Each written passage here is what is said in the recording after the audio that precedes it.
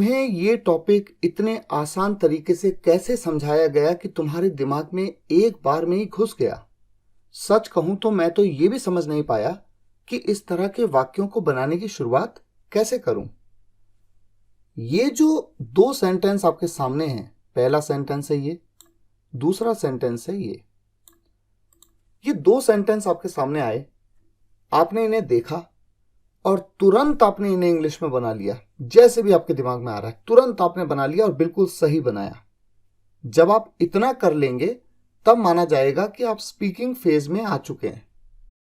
अब देखिए, ये जो दोनों सेंटेंसेस हैं, मैं तो पहले चाहूंगा कि आप इस वीडियो को रोकिए, पॉज करिए और इस वीडियो के कमेंट्स में तुरंत लिख दीजिए कि किस तरह से आपको लगता है कि इन सेंटेंसेस को बनाना चाहिए या बोलना चाहिए। अब मैं आपको बताता हूं कि देखिए, आपको कितना एक्सपर्ट होना है, इतना एक्सपर्ट होना है जैसे ये सेंटेंस है। तुम्हें टॉपिक इतने आसान तरीके से कैसे समझाया गया कि तुम्हारे दिमाग में एक बार में ही घुस गया? How were you made to understand this topic so easily that stuck in your mind just in one go? सच कहूं तो मैं तो ये भी समझ नहीं पाया कि इस तरह के वाक्यों को बनाने की शुरुआत कैसे करूं। Honestly speaking, I couldn't even figure out how to start making such sentences. इतना ज्यादा परफेक्शन कि आप सेंटेंस को देखें और तुरंत उसको बना लें। आपको पेन पेपर लेके लिखने की भी जरूरत ना पड़े, आप तुरंत बना लें। लेकिन ऐसा आप कब कर पाएंगे? जब आपको एक एक सेंटेंस को बनाना आता होगा। और सेंटेंस कंस्ट्रक्शन का मतलब क्या है? ग्रामर। आपको सेंटेंसेस बनाने का पता तो होना चाहिए ना। अब देखिए, जो मैंने आपसे कहा, मैंने आपसे क्या कहा, एक बार इसे देखते हैं। तुम्हें टॉपिक इतने आसान तरीके से कैसे समझाया गया? How are you made to understand this topic so easily? एक बार इसको लिख देते हैं। ये जो फॉर्मेशन है, how are you made to understand this topic, आपको ये टॉपिक कैसे समझाया गया या किस तरह से समझाया गया। देखिए, कॉजेटिव वर्ब का पैसिव वॉइस का ये सेंटेंस है। अगर मैं कहता तुम्हें समझाया गया तो मैं कहता you were made to understand. मैंने कहा क्या तुम्हें समझाया गया, तो वर्ब को शुरुआत में ले आया। Were you made to understand, क्या तुम्हें समझाया गया, और तुम्हें किस तरह से यानी कैसे समझाया गया। How are you made to understand. ये बात आपने डे 51 में एक्टिव पैसिव वॉइस के लेसन में देखा है।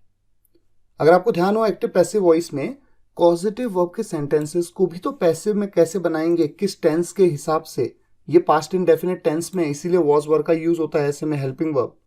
एक बार मैं आपके सामने नोट्स में आपको दिखा देता हूं। ये देखिए डे 51 के notes, active and passive voice. यहां पर अगर आप देखें तो एक इसी तरह का, लगभग इसी तरह का एक सेंटेंस यहां पर कवर भी किया गया था। उसने मुझे कॉन्सेप्ट समझाया। पॉजिटिव वर्ब का एक्टिव वॉइस है, he made me understand this topic, this concept. He got me to understand this concept. मैंने आपको बताया था ना कि आप मेक के साथ भी बना सकते हैं, गेट के साथ भी बना सकते हैं। गेट के साथ बनाएंगे तो ऐसे में टू का यूज करेंगे। और जब पैसिव वॉइस में बनाया पॉजिटिव वर्ब का पैसिव, मुझे कॉन्सेप्ट समझाया गया। I was made to understand this concept. और अगर होता उसे ये कॉन्सेप्ट समझाया गया तो he was made to understand this concept. तुम्हें ये कॉन्सेप्ट समझाया गया, you were made to understand this concept. और क्या तुम्हें ये कॉन्सेप्ट समझाएगा, क्या बोल देते तो वर पहले आ गया, और कैसे समझाया गया तो हाउ, उससे भी पहले WH फैमिली मेंबर आ गया। तो कुल मिलाकर आपने सीखा तो सब कुछ है, लेकिन अगर नहीं बोल पा रहे हैं इसका मतलब उस हद तक परफेक्शन नहीं आया है ना। अच्छा, how are you made to understand this topic so easily कि दैट तुम्हारे दिमाग में एक बार में ही घुस गया।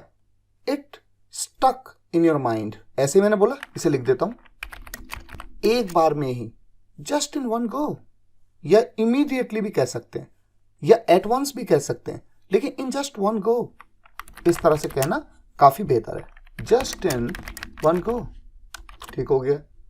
सच कहूं तो मैं तो ये भी समझ नहीं पाया कि इस तरह के वाक्यों को बनाने की शुरुआत कैसे कहूं। मैंने क्या आपसे कहा कि honestly speaking I couldn't know कह सकते हैं, I couldn't figure out how to start making such sentences.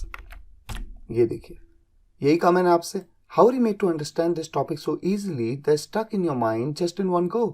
Honestly speaking I couldn't even figure out how to start making such sentences. ठीक है। अच्छा, जब आपको ग्रामर अच्छे से आती है ना, तो आपको किसी भी सेंटेंस को बनाने के अलग अलग तरीके भी पता होते हैं। जैसे कि तुम्हें टॉपिक इतने आसान तरीके से कैसे समझाया गया, यानी किस तरह से समझाया गया। इन व्हाट वे, ऐसे भी कैसे, in what way were you made to understand this topic so easily. यहां पर इजीली की जगह पे सिंपली भी कह सकते हैं। सिंपली, सो सिंपली, बहुत आसानी से, इतने आसानी से कि stuck in your mind, mind की जगह पे ब्रेन कह सकते हैं ना। जस्ट इन वन गो या फिर इमीडिएटली कह सकते हैं। अच्छा, यहां पर in what way were you made to understand this topic की जगह पे were you explained this topic, in what way were you explain this topic so easily, या फिर how you explain this topic so easily. देखिए, ये भी तो sense पूरा है ना कि हाउ यू एक्सप्लेन्ड, आपको कैसे एक्सप्लेन किया गया। पास्ट इंडेफिनिट टेंस का पैसिव वॉइस, और यहां पर मेन वर्ब आपने ले ली एक्सप्लेन। एक्सप्लेन का मतलब भी समझाना होता है, ठीक है। ऑनेस्टली स्पीकिंग की जगह, ऑनेस्टली की जगह पे ट्रूली स्पीकिंग, या फिर frankly speaking, frankly speaking I couldn't even figure out, या आई कुडंट इवन अंडरस्टैंड, या फिर आई कुडंट इवन नो, मैं ये भी नहीं समझ पाया, यानी मैं ये भी नहीं जान पाया how to start making such sentences. Start की जगह पे अगर हम बिगिन का यूज कर लें, ऐसे केस में हम जानते हैं कि हम आईएनजी फॉर्म का नहीं बल्कि उसके बाद वाली वर्ब को टू के साथ यूज करेंगे। How to begin to make such sentences, ठीक है। अच्छा, यहां पर फ्रैंकली स्पीकिंग, अच्छा फ्रैंकली स्पीकिंग की जगह पे हम ऐसे भी तो कह सकते हैं to be honest with you, या to be honest with you, to be honest with you, I couldn't even know, I couldn't even understand, I couldn't even figure out how to start making, या फिर how to begin to make such sentences। तो कुल मिलाकर किसी भी बात को कहने के मल्टीपल तरीके हो सकते हैं।